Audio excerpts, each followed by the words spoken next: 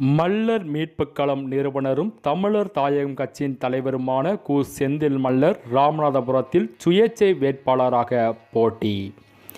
இந்திய பாராளுமன்ற 18வது தேர்தல் தமிழகத்தில் ஏப்ரல் 19 அன்று நடைபெறுகின்றது. அதனை முன்னிட்டு பல்வேறு அரசியல் கட்சிகள் கூட்டணி கட்சிகளுடன் இணைந்து வேட்புமனு தாக்கல் செய்து தேர்தலை சந்திக்க உள்ளனர். இதனை ஒட்டி ராமநாதபுரம் பாராளுமன்ற தொகுதியில் சுயேட்சை வேட்பாளராக மல்லர் மீட்புக்களம் நிறுவனரும் தமிழர் தாயகம் கட்சியின் தலைவருமான கு. செந்தில் மல்லர் தனது ஆதரவாளர்களுடன் ராமநாதபுரம் மாவட்ட ஆட்சியர் அலுவலகத்தில் தேர்தல் நடத்தும் அதிகாரியும் மாவட்ட ஆட்சியருமான ப. விஷ்ணு சந்திரன் அவர்களிடம் தனது வேட்புமனுவை தாக்கல் செய்தார்.